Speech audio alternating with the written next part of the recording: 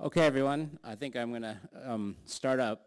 I'm very impressed that some of you have made it through now 4 of these lectures. Well, you haven't made it through the 4th yet, but you've at least shown up for the 4th lecture, considering it's been probably not the most exciting subject in the world for many of you. So I would like to express my gratitude again for hosting me here, the family and for Peter, and also for all of you for coming for this, because this is probably not your normal series of 4 intense lectures over 4 days.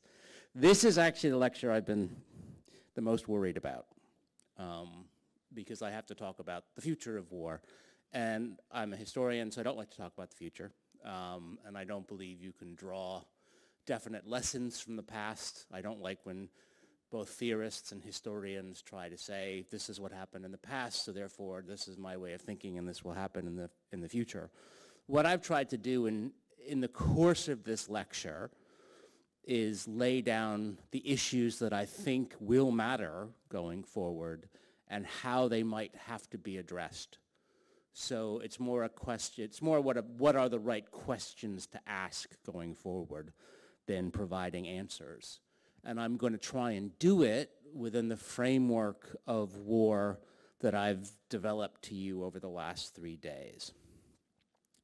And I was looking, thinking back on the different arguments I've made about war, about logistics and battle, and beginning with the idea that all wars are the same and all are different. There is no one war, and war does change. I don't like people who say war is basically the same thing repeated over and over and over again. Things do change in war. Now, there is a basic similarity in all wars, that it is the use of violence to impose one state or society on another. That's why and the state can be up to an individual in control, but war is a form of violence. It can only, if it's not violent in some form, it's not war, in my mind. I don't use the phrase. So war is wrapped up with violence. What I'm not sold on is the Clausewitzian notion that it's the pursuit of politics, because one thing I've become cynical about is that people often have clear political goals. I don't believe that. I see goals change. I see them not national goals. I can see them very much individual goals. Leaders can change in war. Goals can change. Often there isn't a goal or a clearly well thought out one. Often war takes on a momentum all of its own. And the idea that somehow a war is being fought for a political goal makes it neater and tidier than it is. War is, to me, not that war is probably a process which takes on its own momentum and establishes in the end its own goal, often independent of what some people think. Now, how the war was won then was not a way to look at the political goals behind war, because I was never quite sure, writing it, what was Roosevelt's goal? It's a bit hazy. What was Churchill's goal? Well, that's maybe a bit clearer. That's maintaining the British Empire. But other than making their state big and strong and expanding, often the goals were not very laid out. So I wanted to look at the process by which the war was fought as opposed to the goal. I gave what I said was a materialist conception. It certainly was not an attempt to describe wars at all times. It was not an attempt to describe a war that was going to break out in Europe a few years after it was written, because there have been important changes over history. I was trying to think, I attack the idea of battles mattering, but that doesn't mean battles never mattered. In fact, you could make a very strong case that battles mattered a lot more in the past. Why was that?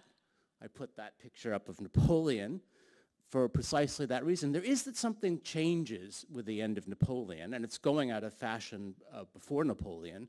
Political leadership doesn't show up on the battlefield anymore. Battles matter if the king is on the battle.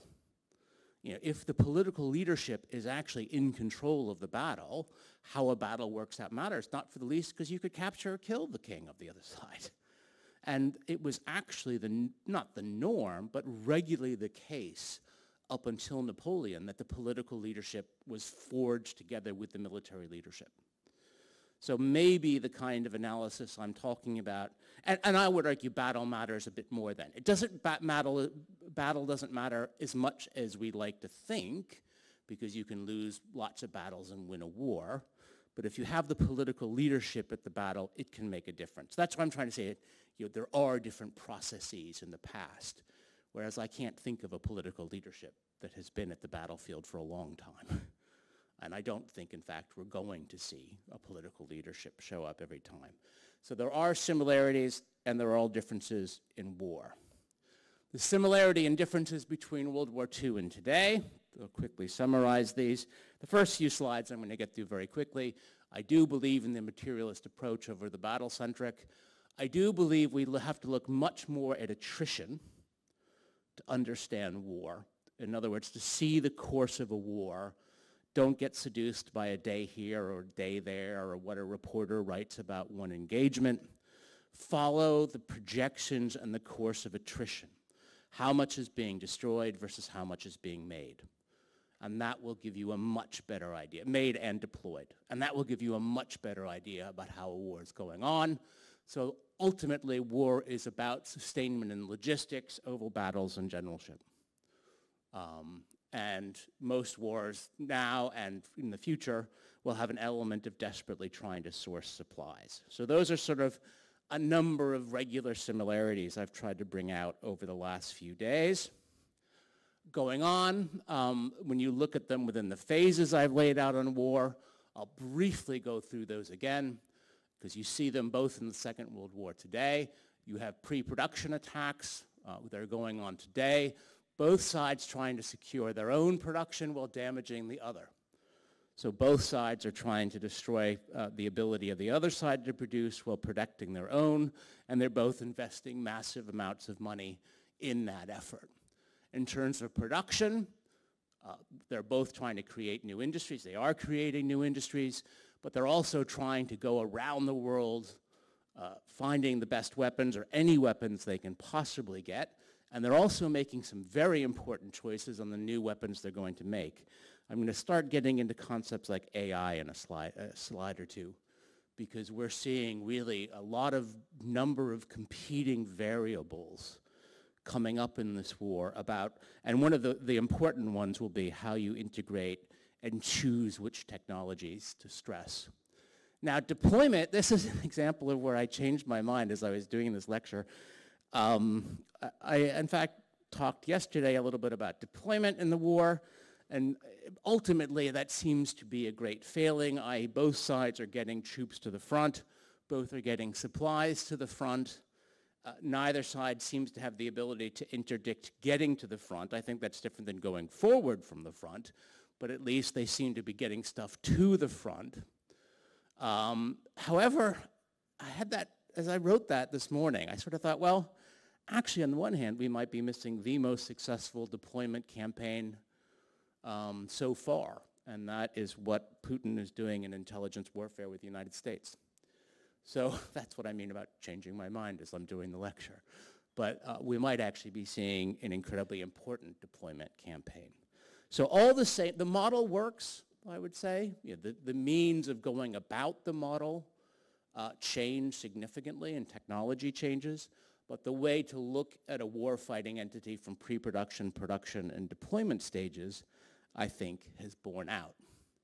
Now, when looking at the production war, this is the kind of thing that both right now is happening, and I think will make a big role going forward, and I'll talk about that later, that when you do production in the middle of war, it's extremely hard because you have to balance so many things. The cost of what you're building, you can't build the most expensive things over and over again. The technological sort of capabilities you wish to throw into that thing, and therefore the practicality. You can't have everything, right? You can't invest in everything unless you want to build like one of each weapon. But ultimately, if you want to produce more, you have to make choices in the technology and production capacities you put in. And I think AI, by the way, it's just one of the reasons I started thinking about this is last night after I left the lecture, the Ukrainians announced they've just deployed one of their first drones with actual semi-autonomous abilities. And I'll talk about what that means to be semi-autonomous.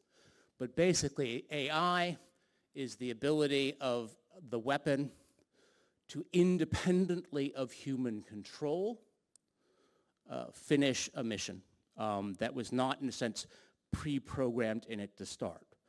Now, you know, if a missile has a direction of where it's going and it knows the target it's going to hit, and you fire it and then it goes there, in some sense it's following a course you've laid out for it. That's not AI.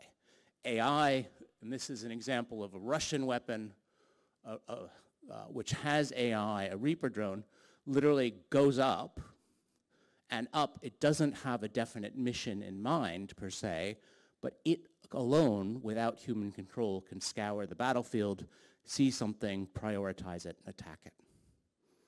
Okay, that's what AI is. It's taking the human out of the loop for the ultimate decision of what to attack.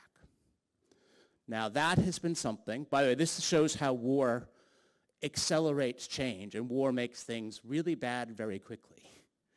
Before February 24th, 2022, the United States had a clear policy that there will always be a human being in the loop.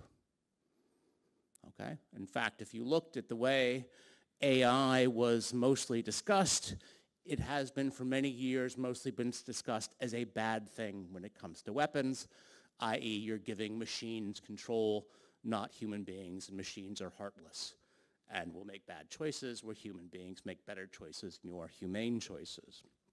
So for political reasons as much as any, AI was generally, say, ruled out at least publicly by the US.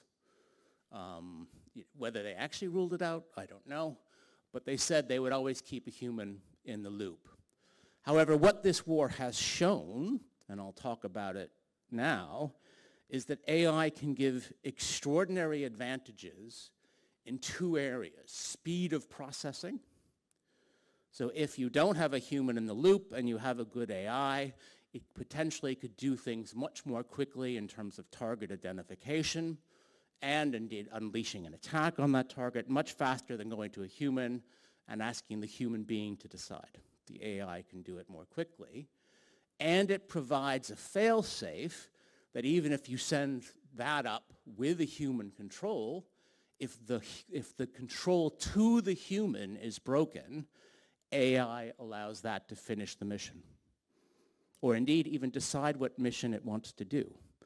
But you might think, okay, what difference does that make? Well, if you're going to have hundreds of thousands of these drones, only of which, by the way, 10% of them will have a successful mission.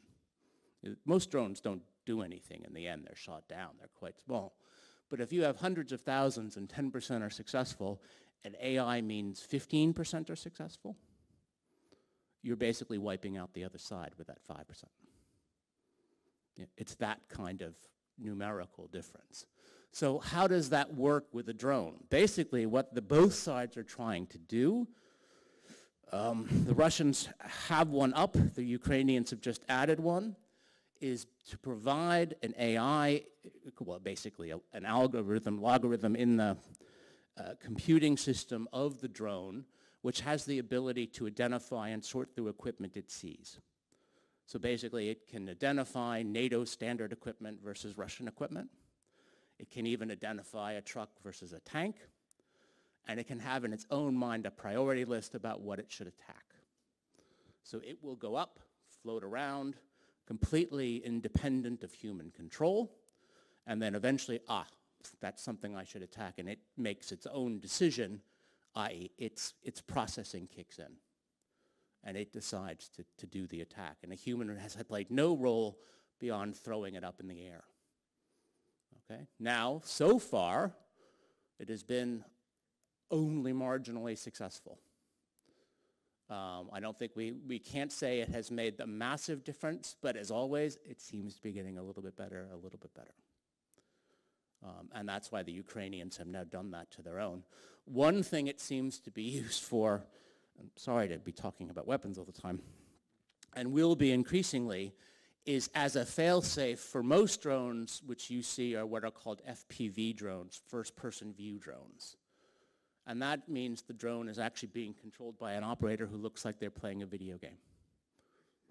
They'll have often a screen on their head. They'll be doing that. They'll be flying the drone, and often they move like they're, it's a very weird thing to watch because it looks like almost they are, playing a video game, but they're relatively close to the battle because FPV drones, the connection distance isn't that great.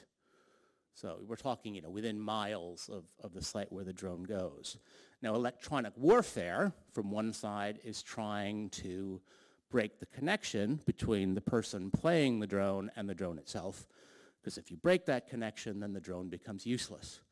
What semi-autonomous means, and this is what the Ukrainians have said yesterday, and what we assume, is if that connection is broken, then the AI kicks in to take control of the drone.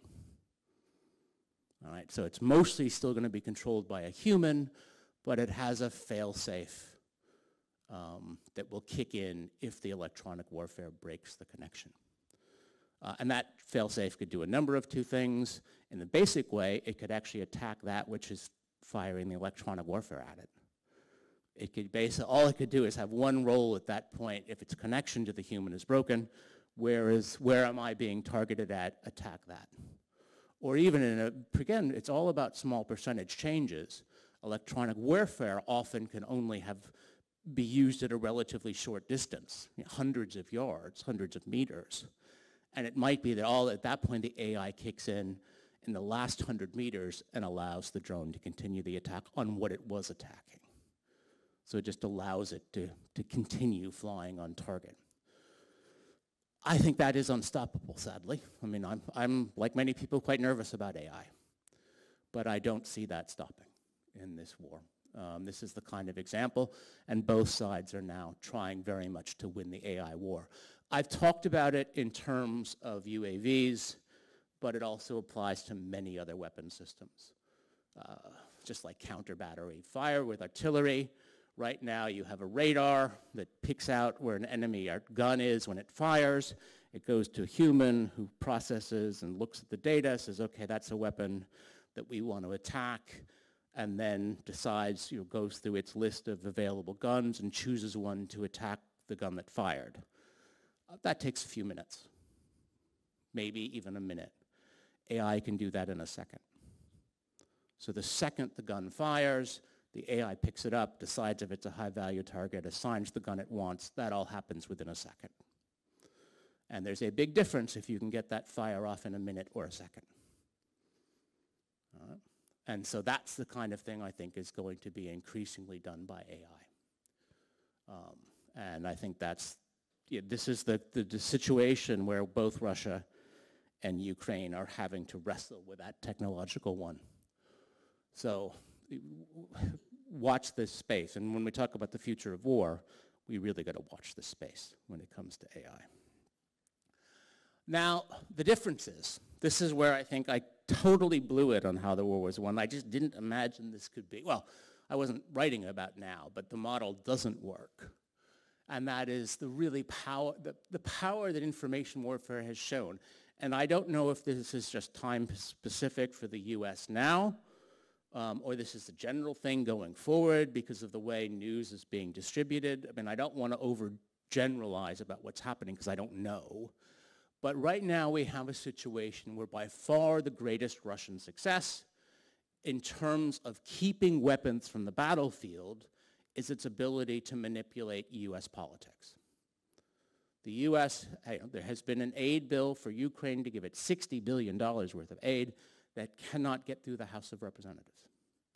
That's $60 billion. That's a lot of aid. That's a lot, and that's why Ukraine now has been running out of shells for a long time, because they were not getting US shells that they were expecting. And so when we look at information warfare, we have to say that is at least, I think, far more powerful than I expected it to be. And it's happened, by the way, in a few ways, both the direct and indirect, not indirect, direct and indirect. The direct, I think, goes from this man to this man, that Trump very much wants Ukraine to lose the war. He wants Putin to win the war. He has quite a good relationship with Putin. He believes that Zelensky backstabbed him over Joe Biden. For whatever reasons, this is the Trump position. Johnson is the Speaker of the House. He probably wouldn't mind a Ukraine bill passing, but Trump is the leader of the Republican Party, and this man is too afraid to allow the bill to have a vote. It is a direct connection between the two. There are a majority of people in the House that would support it. There's already been a majority in the Senate that has supported it. The President of the United States supports it. Public opinion in the United States is really quite solid for Ukraine, that it hasn't weakened in the way people thought it would be. So all the normal conditions are in place for an aid bill to be passed. And I think the Biden administration just thought, of course an aid bill would get passed. The Ukrainians, unfortunately for them, thought, of course an aid bill would get passed.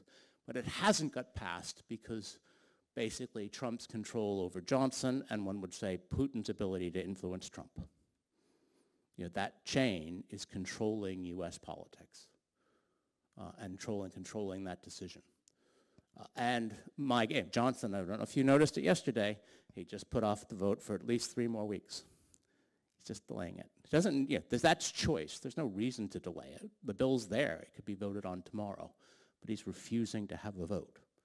And the longer he refuses to have a vote, I think the less likely there ever will be a vote, because we're getting closer and closer to the election. So by playing for time, he's going to kill it off. So if you look at information warfare, and that is a part of warfare going forward, I do think that is a hugely effective thing. There's also, in some ways, also another very effective thing that has happened with this, which is less influential in parts of Europe, particularly in Central and Eastern Europe, has been Russian reflexive control or reflexive influence over US escalation fears.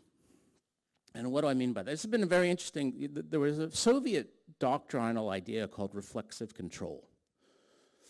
And the Soviet idea of reflexive control said, it's real, if you can find a way to make your enemy think in the way you want it to think, you've achieved a great thing. All right? So make them look at the world the way you want the world to be, not the way perhaps they would look at the world. And the Russian regime for the Biden administration has obviously had a very serious policy that's been going on a while to try and exert reflexive control over US escalation fears. If you do this, we will escalate. If you do this, we will escalate. They've said it constantly, though interestingly, they've never escalated when any of the red lines have been crossed. And yet, that's there in Washington, you know? First, it was you attack Sevastopol, we will escalate. Well, the attack Sevastopol, no escalation. If you attack the Black Sea fleets at sea, we will escalate with sea drones, no escalation. And yet, there is a bit of a form of reflexive control over the administrative thinking, which you don't see by states very close to Russia. It's fascinating that the Finns are saying to the Ukrainians, use whatever we want anywhere. Use it in Russia. We don't care. Whatever we give to you. You can use that weapon however you want. Where the Biden administration is still agonizing over F-16s. I don't know if you saw the report yesterday. They might not let the F-16s be fired into anything the F-16 has actually be fired into Russia. So they're trying to desperately limit out of escalation fears, and that's partly, I would think, because the way the Russians have run their escalation campaign has exerted a form of reflexive control over how the Biden administration thinks. So that's more the difference between direct and indirect, but I would think in the United States both are working. So the United States, who could help Ukraine win this war very quickly and easily. I mean, if the United States wanted to give Ukraine the weapons it has, Ukraine would win this war. There's no doubt about it. The United States has given Ukraine a very small amount of about 20, 25-year-old weapons with very significant range limitations. If the United States gave Ukraine ATACMS and modern fighter jets and more advanced stuff, Ukraine could win the war. The reason the United States has not given that is because of escalation fears. So reflexive control has made a massive difference in how this war has worked out. So these are some areas, and so I'm admitting that as a failing. I just never expected it could be that powerful. And I got that wrong. So other differences, I don't think how the war was won in this model took enough into account of leadership instability. It was there, but in many ways it's more than I thought, and attacked even more directly the idea that war is done for a national interest. I don't believe that at all. I don't believe there is a clear-cut national interest, or indeed leaders have an idea of the national interest. So that the materialist outlook at times tends to downgrade the unstable nature of policy. Material often makes it look too, once you build more, you will win. And I think that's probably a shortcoming in the way it was approached. Leadership can change things enormously, partly for the issues I talked to Port, as opposed to more of a monocausal explanation. If you say, if you win the logistics and air power war, you're going to win the war, well, is that always the case? I could say, well, maybe you could have a leadership that could screw it up. Even where you could win the logistics and air power war, but choose not to.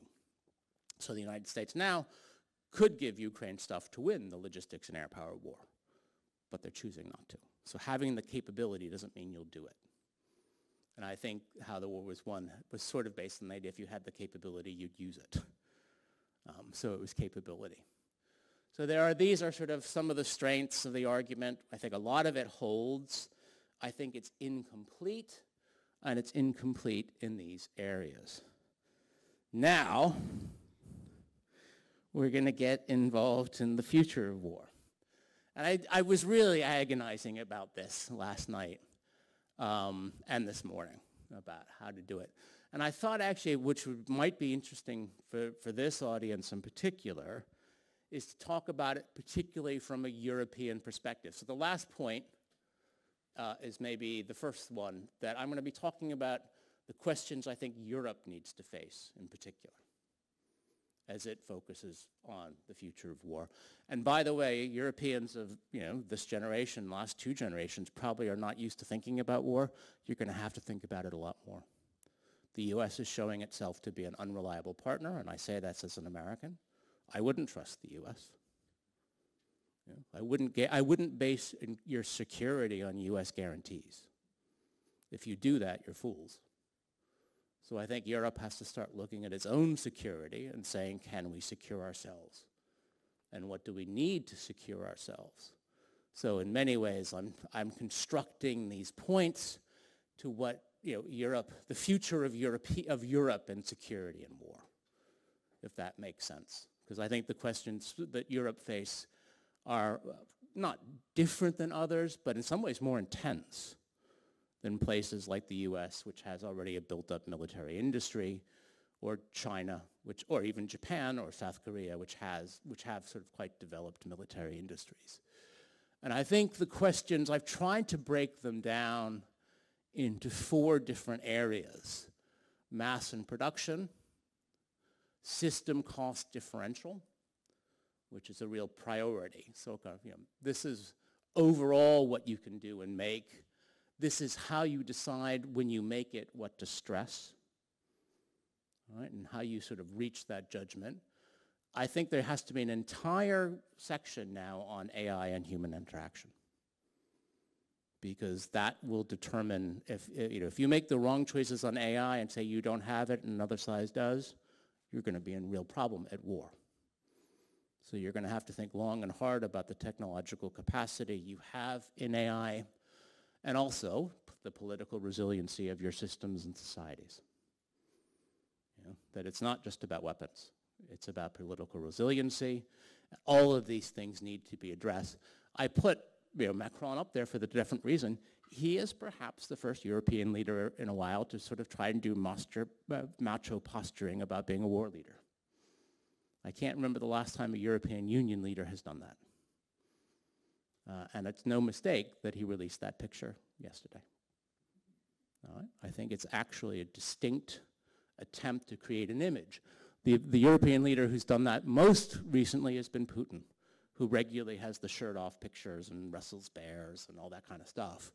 But that's not been an idiom. I can't think of the last time a Western, particularly Western European leader has done this. I mean, I think you'd have to go back 60, 70 years. Mussolini might be. I mean, if anyone can come up with one, please let me know. But that would be, you could go back that far. And it is interesting that, that is now the image that is being put forward. So, future of war. These are the sort of final 4 or 5 slides. And these are where I'm working out my ideas, and I apologize if they don't make a lot of sense. Number 1 is mass and production.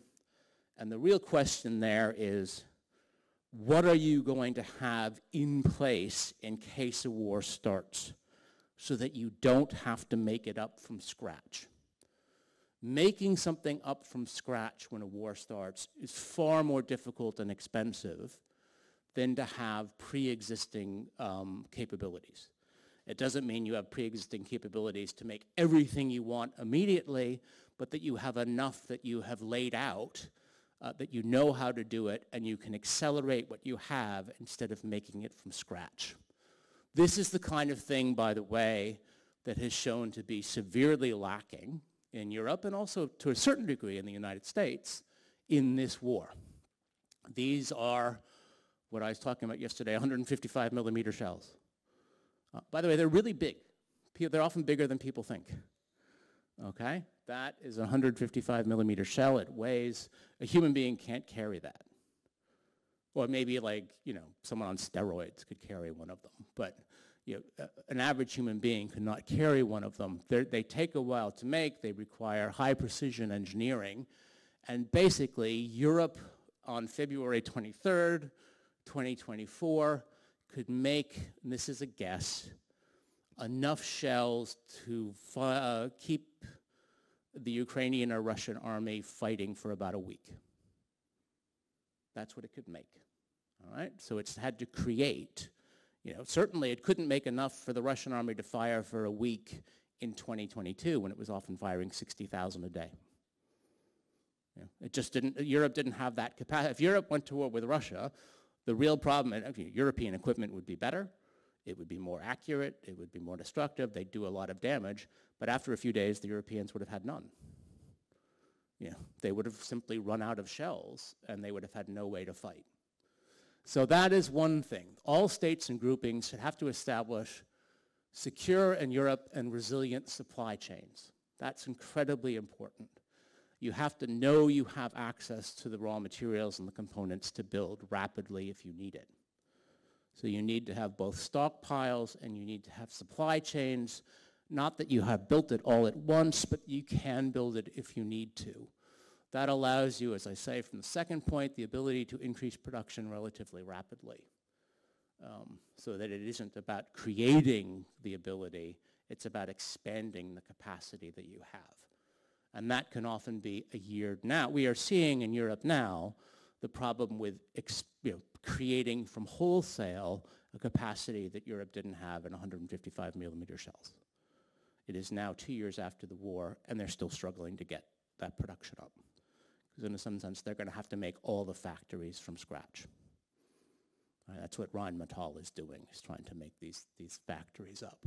So you have to have some way to prepare for that, in terms of both the factories that could make it and be expanded and the raw materials. And this will be a very difficult political choice because you need to invest a lot of money to do it. You need to have a pre-production plan to put all that into action if a war breaks out. All right? If Russia invades and the US isn't there, you have to have a plan, or unless you want to lose the war. That's the other option. You can lose the war. But if you don't do that, you will have that problem. While you're doing that, and you have to keep in pace with technological developments, and I'll talk a little bit about that next. So that is, that will be a basic choice of political economy for Europe.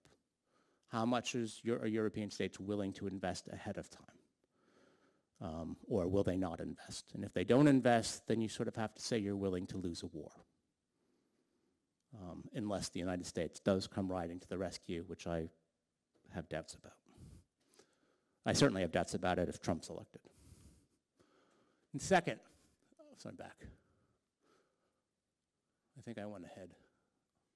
Okay, system cost differential.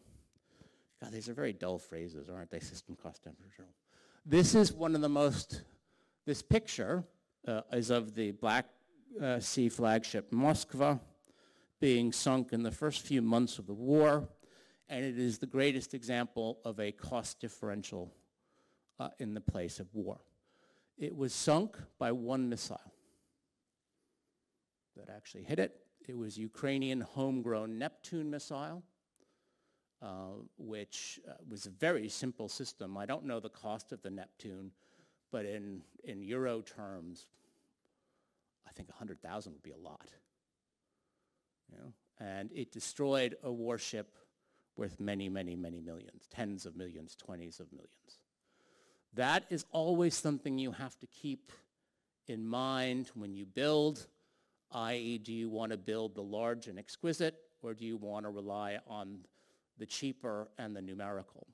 Right now, and this is one of the issues we face, this war seems to be favoring the cheap and the massive in terms of number, the cheap and the numerous over the expensive and the mass and the exquisite, because what we are seeing in every phase of this war are the expensive and exquisite being destroyed by much cheaper systems. One of the reasons it's impossible to go forward in this war. The cheap can destroy the tanks, can destroy the trucks, can destroy the aircraft, can destroy the naval vessels, and that means ultimately the more expensive stuff will lose its value because it's simply, you can't make it to replace it. So Europe will have to make that decision what it wishes to stress. Now, the US and China probably are still going to partly stress the large and the exquisite, because that's what the US loves. That's what the Pentagon loves. And they're going to keep doing things like aircraft carriers for a while yet, as the Chinese are now quite foolishly building their own aircraft carriers. That's what I mean by the cheap and the exquisite. Very small number of systems that cost a massive amount of money to deploy. Now, Europe will have to decide, do they wish to replicate that or to create a different kind of military? All right, and that will be a very big decision to make. Europe is probably more likely to, and that would be smart for investment terms within its production, stress the more numerous and hope to get the cost differential right. When European states do the opposite, they often make a mistake. There's no greater mistake in Europe right now than the British aircraft carriers. They are a catastrophe. Britain has built 2 aircraft carriers. They're very fine aircraft carriers. They're some of the biggest in the world outside of the US. One of them is always breaking down, constantly. They've cost a huge percentage of the defense budget. And they have for many, many years, that building these carriers and then servicing them cost a lot. They can fly only a small number of planes, and they strategically have no purpose. What is Britain going to use aircraft carriers for? They're useless against Russia. Literally, they would be useful in a war against China. If Britain goes to war against China, a bad decision has been made. So this is what I mean about the stress against the large and the exquisite. And Europe could have a material advantage, I think, if it goes the other way, to move against the large, okay? The problem that you face is if you stress just the cheap and the numerous, if a counter comes up, then you are really, there's a real problem there. And if someone comes up with a great anti-drone gun or an anti-drone shield and you have a million drones, then all of a sudden those cheap systems lose some value. So it's a real tough decision to make. I'm not sugarcoating the pill, but it's the one Europeans will have to face. As you guys look all so glum now. I hope it's not too depressing to hear all this. But sort of that is a big one that is going to go system cost differential. If anyone, by the way, heard about the Générosité, that's a very interesting example of that. The Générosité was a French naval movement in the 1890s. And it was the same kind of, if you want to look interesting, sorry, I'm off track, but it's a very interesting example of a way of thinking about this that didn't get the kind of coverage because basically the French lost their nerve on it. And then everyone said, oh, it was a bad idea, but it might not have been a bad idea. That France in the 1890s is economically beginning to fall behind the British and the Germans in the Industrial Revolution. The French ability to produce steel and produce modern warships is not certainly what the British can do, and then later what the Germans can do. And so the French go, actually, do we want to put everything that we can make into a small number of very large, very heavy, and very expensive battleships? Because that's what the big powers, naval powers, were doing. And the Générosité was a movement at the French Navy that said, let's do something entirely different, get rid of the big aircraft carrier, and build a large number of small, basically torpedo boats they were building the drones of their day. So that they would, the British might have 25 large battleships, but we'll have 100 little torpedo boats zinging around them like mosquitoes, and we'll take them out. But what was interesting is they couldn't stick with it because the incentive was, oh, that means we won't be a first-rank naval power, we won't have a really big ship. No, and so ultimately the Générosité lost out in the French Navy. But for a few years it held sway, and it was a really interesting idea. It shows the difficulty with not building the large and the expensive, because there becomes a political pressure to do that. But sorry, I didn't think I'd be talking about the Générosité today. But if you're interested in French naval history, it's really worth taking a look at that. Now, in particular, when it comes to technology, Europe will have a big decision to make with AI and human interaction, because even though the US likes to talk about being a follower of the rules-based order, Europe has been the country that has tried most to establish norms of behavior. More than the US, the Europeans have tried. They have signed things like the anti-cluster munitions treaty. The United States never signed the anti-cluster munitions. That's why the US was able to hand over huge amounts of cluster munitions to Ukraine. So usually it's the Europeans that have been on the most aggressive in pushing limitations on types of weapons and the way weapons can be used with landmines. So if we look at this from a past perspective of the last few decades, the Europeans will be those probably most interested in trying to restrain through agreement. To go to the world, we need fewer AI, let's try and have protocols against the use of AI. That would be at least how we have seen European defense and strategic policy develop over the last few decades. And this will be a problem if indeed what seems to be happening with the US and China forges ahead. Will you trust them? All right, the US now, it's interesting, they never discussed this project before February 24th, 2022. Now the Undersecretary of Defense, Kathleen Hicks, discusses it all the time and triumphs it, and it's called the Replicator Project. The Replicator Project is about 2 years away. That's what she said. In fact, less now. When she first announced it, it was 2 years away. So now it's probably more like 18 months away. The Replicator Project is basically cutting back on soldiers. So you will drastically reduce the number of soldiers that you will send out in any engagement, but each soldier would be accompanied by swarms of small fast drones, not one or two, it could be hundreds. So it's arming the individual, and by the way, even though she's very careful in the language, if you arm them with hundreds, that means they have to be autonomous, because no way a human being can control 100 drones. A human being can barely control one.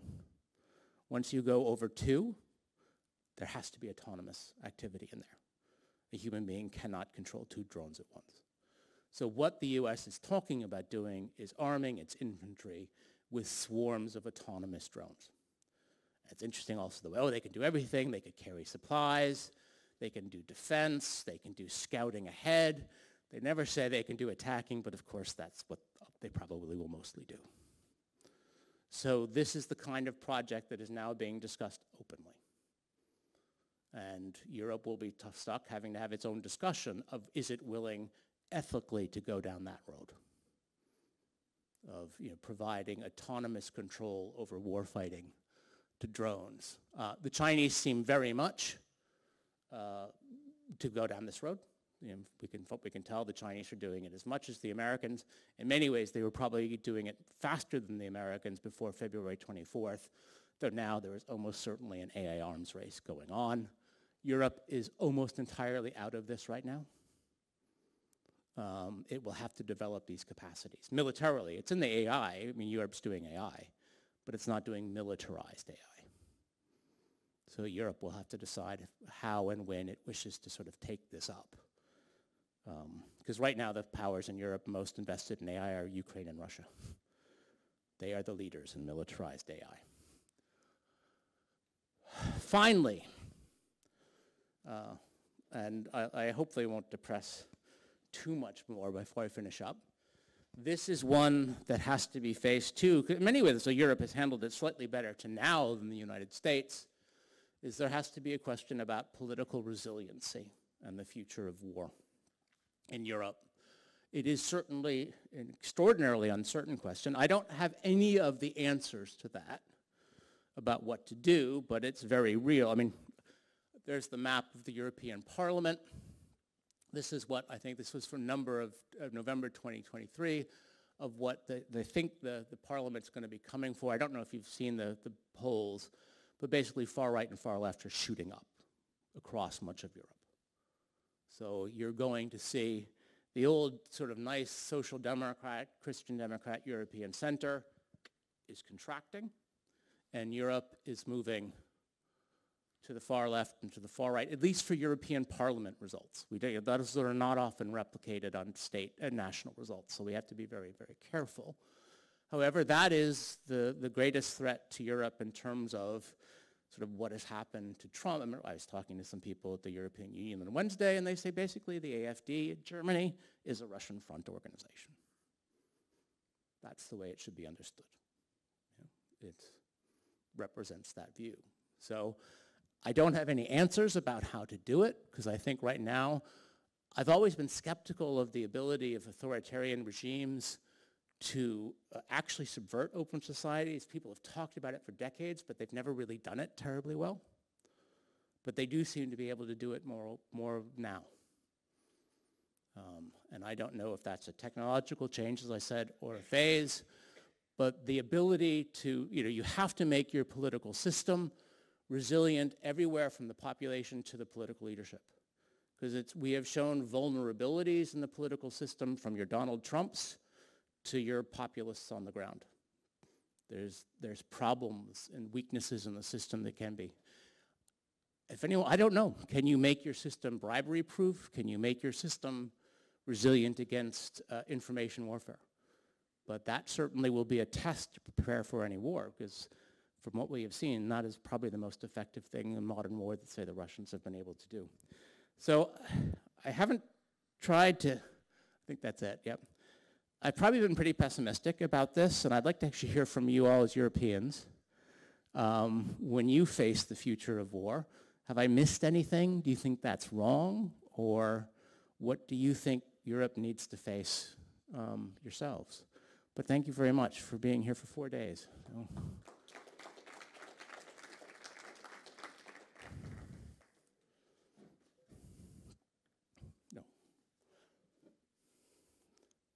Sorry, Peter has to throw the microphone around. Hi, sorry, so these are two questions regarding the beginning of the lecture. Yeah.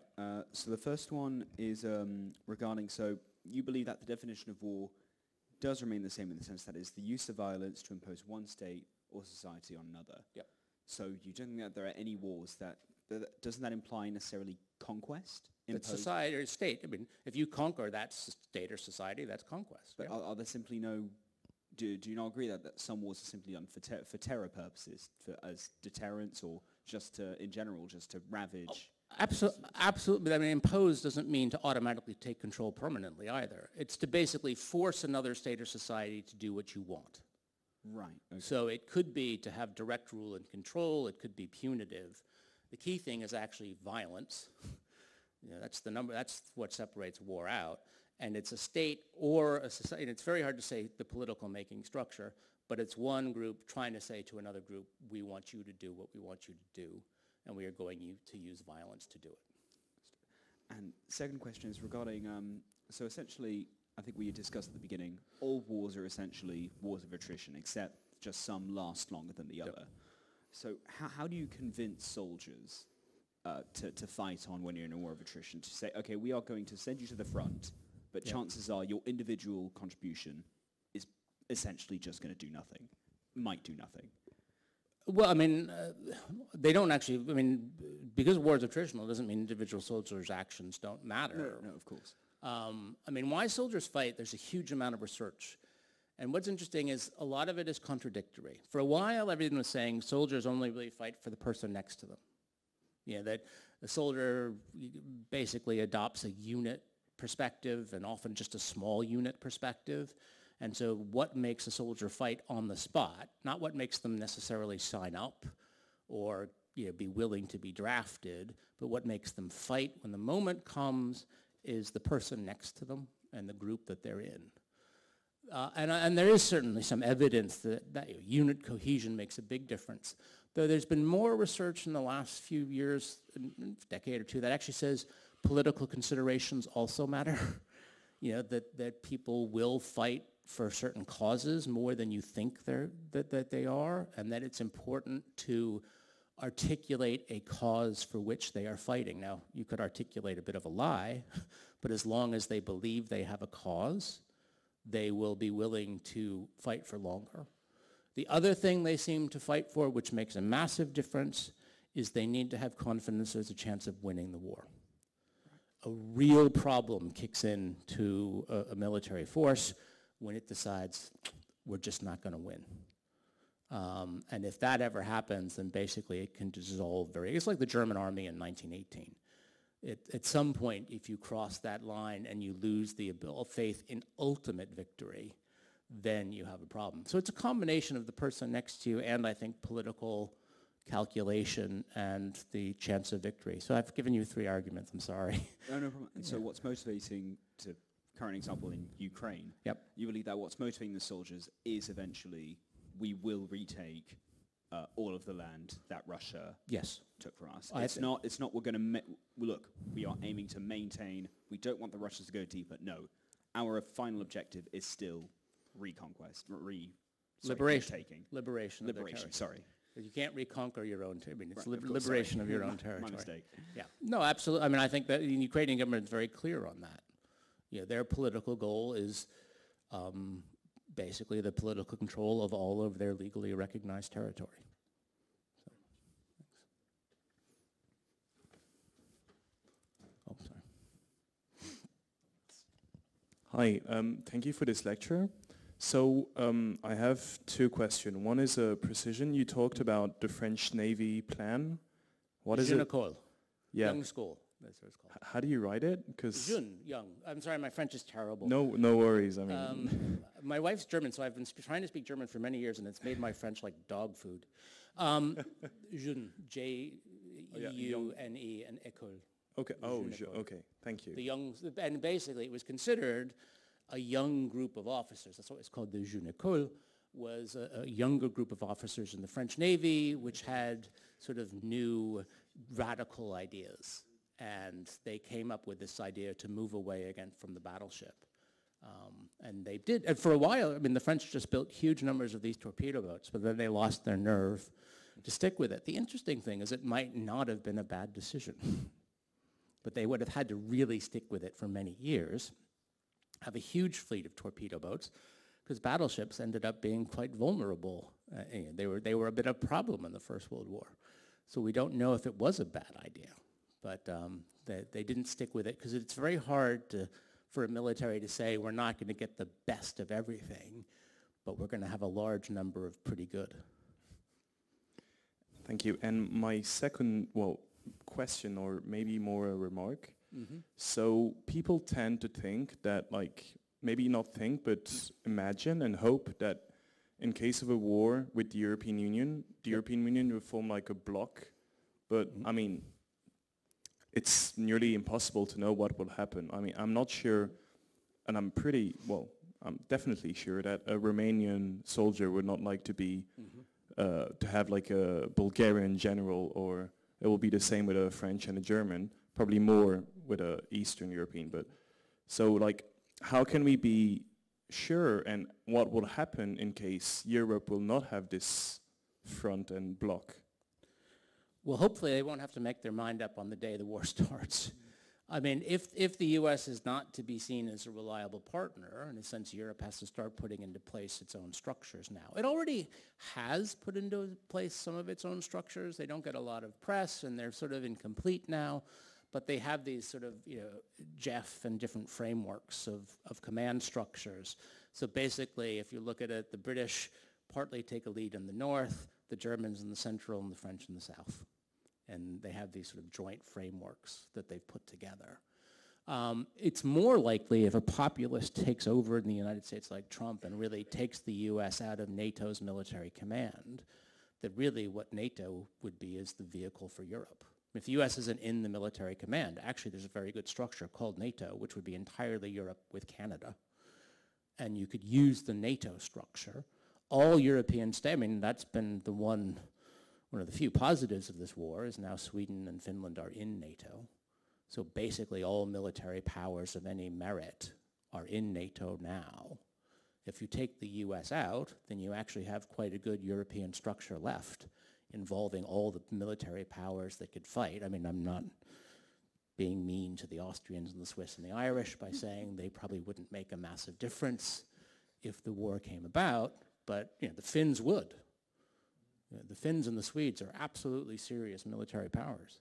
So I would think the ideal framework is basically NATO without the US would be the way to go forward if the US actually pulls out. But I mean, I'd love to hear from this group now. Do you trust the US to fight for you?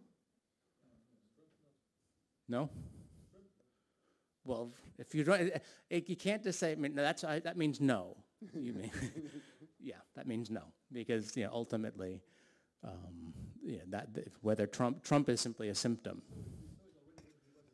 Yeah. No. That's my view, is first term Trump was actually diluted. And if second term Trump, he's going to be pure Trump. He was restrained. You saw restrained Trump in the first term. There were still some old line Republicans. Rex Tillerson, his first Secretary of State. Jim Mattis, his longest Secretary of Defense. Even his last real Secretary of Defense, Mike Esper. These were more traditional Republicans in their outlook. I think now he would go pure Trump, and there would be just loyalists, and he'd do whatever he wanted. I've been very struck by John Bolton, who's a real hawk, and been skeptical about Europeans in the past, but a traditional Republican in that sense pro-NATO, and Bolton was Trump's national security advisor. And Bolton just said, oh, he'll get out of NATO. He wanted to get out of NATO. He couldn't do it in the first term, but if he comes back, he'll get out of NATO. So. Good evening. Ukrainian military community, Розвідка greets everybody in the present in the hall, everyone present on the chair, and they address to you with some questions. Sure. First one, is it possible to see logistics chains using satellites and artificial intelligence? What? The biggest change that could happen in this war, positive change for Ukraine, is if Ukraine was both given more help and able to develop more of its own systems to attack Russian logistics. It has been seriously hampered in that by the United States, who has not wanted to give it those weapons. So the United States has not given Ukraine weapons to attack logistics. Only really the British and the French have, but they weren't, what I talked about yesterday, those were not that many. So yes, if Ukraine was both given German Tauruses, US ATACMS, those are the most famous systems you've heard about, but also given help to develop a huge range of Ukrainian systems themselves, which I'm sure, by the way, it's no secret, the Ukrainians are trying to develop long-range drones. They're in fact using long-range drones inside of Russia now. So that would be the greatest help to Ukraine in the war, is to allow it to do what it has not been able to do now beyond 30 miles from the front, which is to wage a long-term logistics campaign. AI might, I mean, in some ways AI would be part of it, but at this point it's more just range and capability than AI. So that would be where, and I don't need to, it's no secret, the Ukrainian government knows this. If you look at what Alexander Kamyshin, the head of strategic industries, and others have said, that the Ukrainians are absolutely aware of the importance of logistics attacks and not attacking the front line again. Okay, thank you.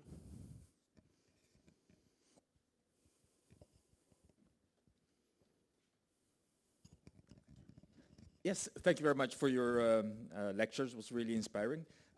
Inspiring, really? Well, intellectually inspiring. I see one aspect where you're World War II model does not really apply to the Russo-Ukrainian war, and that you haven't mentioned, but that is reflected in the title of your book, How to Win a War, which is about what it means to win. Because I have the feeling that for the Second World War, it was very clear, unconditional surrender of one or the other side. Yeah. But what does it mean to win for Russia? Is it taking the Donbass? Is it taking the 4 oblasts that they have claimed? Is it seizing Kyiv? Is it putting Ukraine under tutelage? So, except if Russia is beaten back to the internationally recognized borders, I have the feeling Russia will always be able to claim victory or to have won. So isn't that the huge difference between Second World War and this war? It's a great question, and this is one that's been discussed. When I talk about winning, and I try to make it clear more in the introduction, it's about deconstructing the other side's military power. Now, you could still screw up the victory.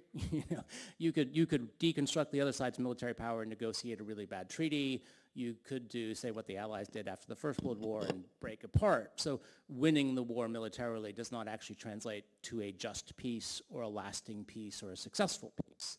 And so those are different concepts. But what I try to talk about in the book is actually to militarily impose what is the process of militarily winning a war? But that doesn't mean either side, if it militarily imposes itself, will get the peace that it wants. That is a separate process. But it has to be the first part to get there. So I would say from a Ukrainian point of view, the best way to get the peace you want is to militarily find a way to deconstruct the Russian ability to fight in Ukraine. If you can't do that, then whatever peace you're going to get is not going to be what you want.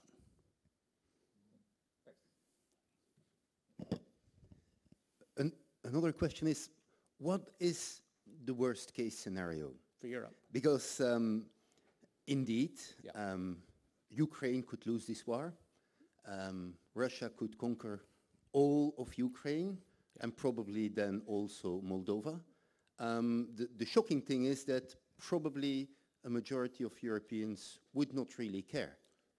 That's a Western European view. Many Europeans, Yeah, when the question was asked to the Dutch voters if they accepted to open negotiations of adhesion for Ukraine, a majority voted against it in 2015.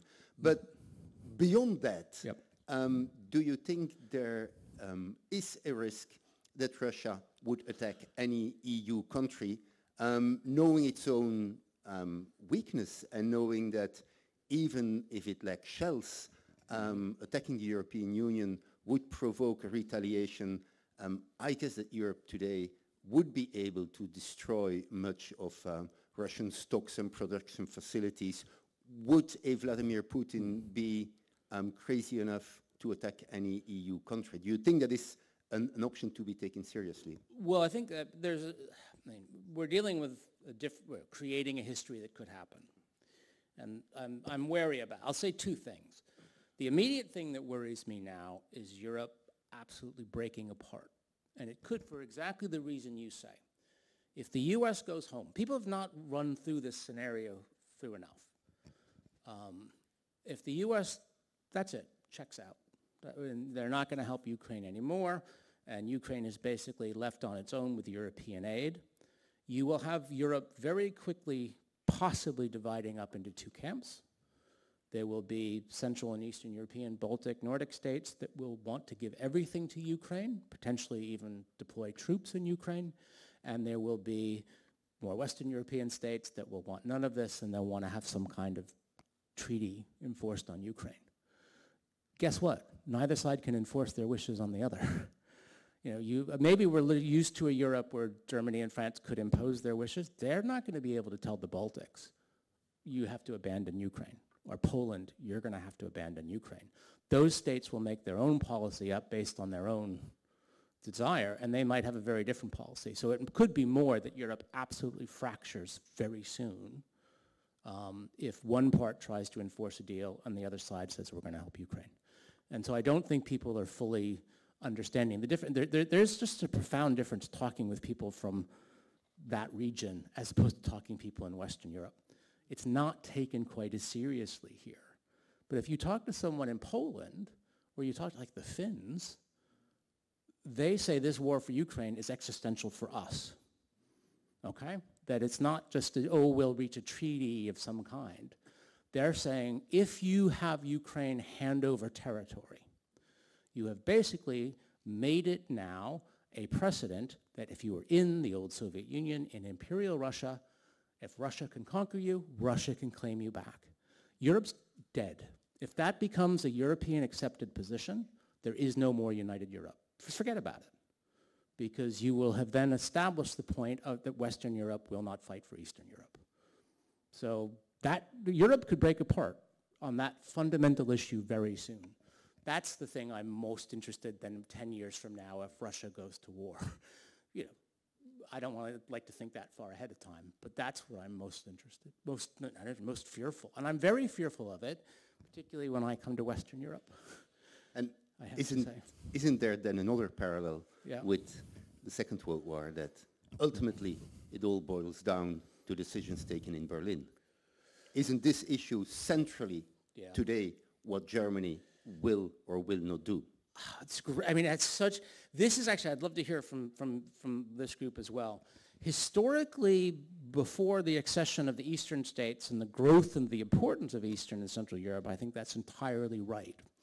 But this is where I wonder if Macron's pivot really helps. Because if Macron is serious and he pivots and starts cooperating with the Poles, with the Czechs, with the Finns and the Baltics, is Germany going to say we're going to pick Russia over that group? That's a really, Germany ultimately likes to be, part of the majority in Europe and a leader of Europe. So if Germany then is going to say, well, most of Europe, sorry, we're going to go cut a deal with Putin and force Ukraine. First of all, they can't enforce it. All Germany could do is then stop aiding Ukraine. But then Europe falls apart. The choices, we sometimes think we have control when we don't. Whatever we do, Ukraine's fighting. If we choose not to aid Ukraine, some states, like the United States, that doesn't stop Ukraine from fighting. And so I think there's a weird assumption of control that Berlin could say to Kyiv, okay, you've got to give up Crimea and the Donbass and we'll have peace. They don't have that ability to do that. That's the thing that's so perplexing to me. So that's why I'm very worried. If the Germans do that, then basically you will split Europe. And the EU's dead.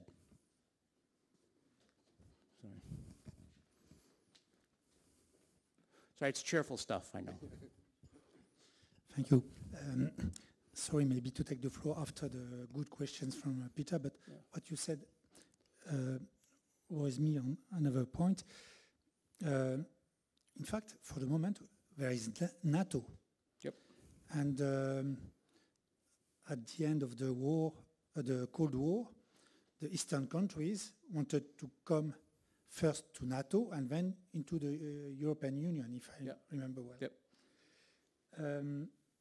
And so the situation, as you explained us, don't too much trust the United States and the current NATO. This brings me back to your boxer that you've shown sooner. The boxing Macron, you mean? Yeah. Well, the worst is never sure, but we saw that with Zelensky. Yep. But this guy, when he came in France, first decided to cut budgetary amounts. Yep. He decided also to say that NATO was brain dead. Yep. Because of Turkey, which is another element of the problem. He has lost a lot of place in Africa. Yep. Well, the French army or the guys who were supposed to go there lost a lot of places. He has already done a war because he said to the French in March 2020, we are in war. It was the COVID war, but it was a war. A question of the violence of the war, of course.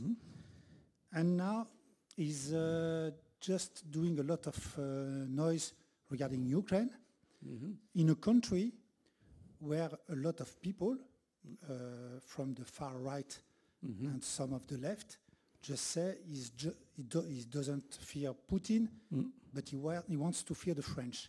So it's very, very difficult to see how this guy, amongst other guys, taking into account also that the UK is not anymore in the EU, will be able to talk together in order to have a common position. So sorry for my remarks, but it's very, very difficult for citizens today to see exactly where are the points also from the guys who are conducting the countries.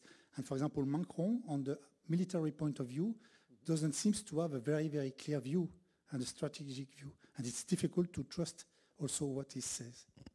This is actually, I've had this discussion a few times this week with other people, outside of here. What Macron has done is being so hotly debated. Is it domestic politics? One of the view is he's doing this because actually it's a way of damaging Le Pen, and it has been. Actually, he's forced Le Pen to backtrack from connections to Russia. So, is this being driven by domestic politics by Macron as a way of giving prominence with the upcoming elections? So there's that view. By the way, I'm not an expert on French politics, so I'm not going to try and say, but this is what I've heard. Another view is that he has ultimately, at the first part of the war, it was very personal, his own personal position. He wanted to be France as a great power, negotiating with Putin, one of the small number of people sitting around the table ending this war, a bit like Clemenceau. And now he has come to the understanding that he'll never do that, so he can either be a leader in Europe or not play the role. So it's a way of making France very relevant by basically trying to take a leadership position of this existing pro-Ukrainian bloc. So it's very personal by that motivation. So those, you might say, are the slightly cynical. It's political, it's personal motivation. Another view is that he's actually had a bit of an understanding of just how serious with the US withdrawal things are. And it is incredibly serious, and a Russian victory to Macron is a threat to his Europe, the Europe that he's used to. And by the way, a Russian victory complicates so many things. I think I talked about it earlier. It makes France, in the real crosshairs, as one of the only nuclear power in the EU. So the entire EU nuclear deterrent is French because Britain's left. So all of a sudden this becomes really serious for France. If Russia has a victory in this war, it's really serious for France because France becomes it. The only ability for the EU to withstand sort of nuclear blackmail if you can't trust the US. So I don't know. All I would say is the change is real in rhetoric. It is definitely there. It has two things. One, it has actually led other European states to say the same thing who weren't saying it out loud before. Macron opened a bit of a dam with this. We've had the Polish Foreign Secretary, the Finnish Defense Secretary, the Baltic states all come out and say, well, yeah, we can imagine our troops in Ukraine as well. They were never saying that before Macron. Now, there are always heavy caveats, but they're saying it. So they, at least, there is that European bloc that seems to be acting a bit closer together. And so it does seem to be having a tangible impact. How long-lasting it will be without Germany is the question. That was the question that people were facing this week when I was talking to them in Brussels was, France and the East can do a lot, but without Germany, it's going to be really problematic because Germany is Germany. And there was no faith at all in the Schultz government. That basically the Schultz government would give Ukraine short-range aid, but also doesn't want Ukraine to win the war, has doubts about Ukraine winning the war. But I'm not an expert. I don't want to. I can't analyze Macron. I mean, there's a lot of PR about this. Those pictures, that picture is a PR exercise. Yeah, gone mad. We'll take one last question from Baudouin. Yes, it's about Europe breaking up. There is an interview today of the Prime Minister of Estonia in the papers. And of course she explains there are even more reasons to attack Estonia than there was any other country because we have a huge real Russian part. And your information or disinformation part comes strongly in this. Because of course what Russia will try is to tell us that basically he is bringing in again guys who want to be Russians. Yep. We know it's not true, of course, but we just talked about Macron. We don't know who will going to be president of France after Macron.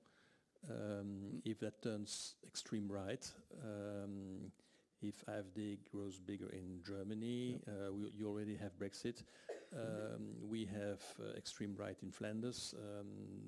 You have Wilders in the Netherlands, etc.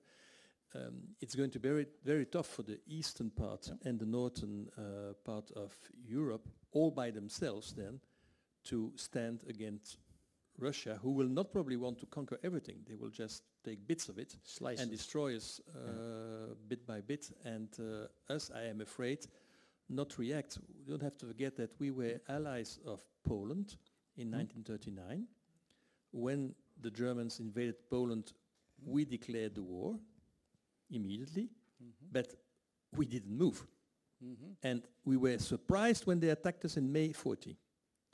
And I'm afraid we're still a bit sick of the same today. But I'm sorry, not being optimistic. No. I mean, I agree that if the U.S. is not trustworthy, and ultimately if they go Trump and go home, Europe has to learn to trust. It has to trust itself.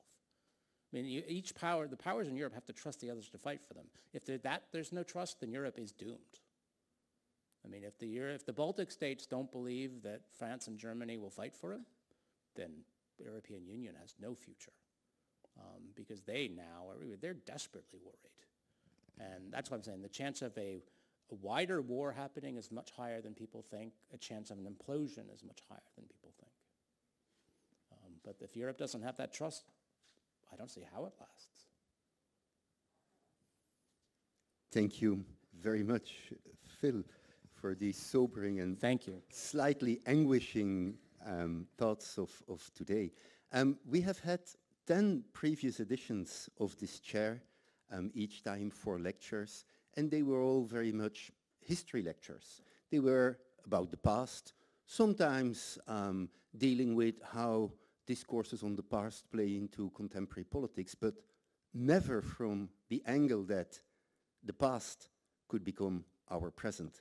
And I think listening to you today really made me realize with shock, and I think with genuine anguish, that Europe is not just materially, militarily, industrially unprepared for war, but also very much mentally unprepared for war. This is what anthropology of religion tells us about how Europe went through a process of the exculturation of Catholic religion. Well, we also went through a process of exculturation of war. The same something distant, an object of study, which we can relish in studying without really thinking that it could ever return to us.